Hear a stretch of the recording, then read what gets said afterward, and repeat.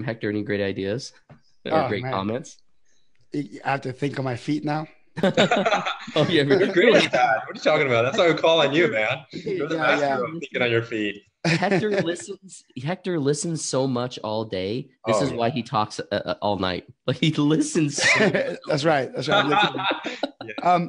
One thing I'll say, if you have the privilege to start your own business today, and let me tell you something, it is a privilege to be living in 2019 and starting your business now with the amount of information that's out there, webinars, videos, Google, free books in your local library, resources, databases. With the amount of information that's out there, it is an absolute privilege to start your business today versus going back in time and starting it 10 years ago. And a lot of us that started it 10 years ago, we could, destroy it and start over again, but we have so many other obligations on employees and customers.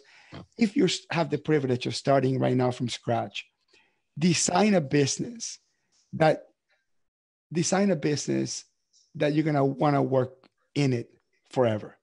Think about the fact that there's no such thing as an exit plan, no such thing as retirement. If you build a business thinking that this is going to be what you're going to be doing for the rest of your life, you're going to be building something that you want. You're going to be building it right. You're going to be building it with ethics because you want to be able to sleep at night. But if you start a business thinking you're going to sell it or exit or make a quick buck, but if you do that, you may go in the wrong direction. But if you are going to start a brand new, let's say, accounting business, I would ask to forget about everything we said in this podcast. I would say, stop listening to accountants, stop looking at other firms, stop looking at best practices, stop getting coaching from other accountants, about how to build a business, and go look at an industry that has nothing to do with accounting that's killing it. And then say, what if I could do that weird thing that industry is doing and build an accounting business with a model like that? And that's how you're going to come into the market and shake us all up. But if you come in thinking you're going to do it slightly better, slightly faster, slightly cheaper than the rest of us, you're just going to be one in everybody else. And you may, and as an accountant, you will be successful. You will have a business. It will build up slowly, and it will probably make you the 100 grand, 150 grand a year you want. But if you really want to, build something revolutionary, stop listening to us. Stop getting best practices. Go to the supermarket and go look at the milk aisle and look at the weirdest milk product they have there. That's like $8, and look at that company and say, how can it be the $8 milk in the accounting industry? That's how you should think if you were building a business from scratch. And I have a little bit of that mentality, but obviously I'm not starting from scratch. So I got to build upon what I have. But if you have the privilege to start brand new, I would think in that direction. That's great. Andrew.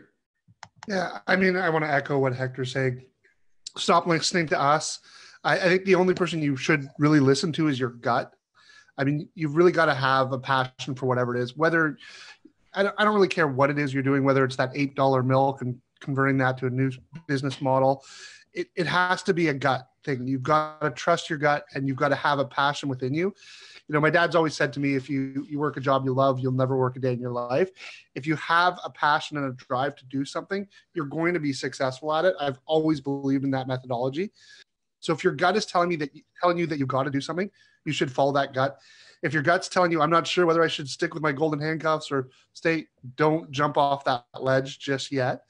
Do what Bob says, put in a bit more time, pool that little kitty of cash, that safety net, and wait till your gut tells you, I'm ready to do this.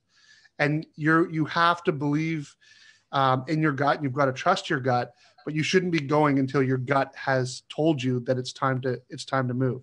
And so I think that's the most important thing, is don't listen to anyone but yourself.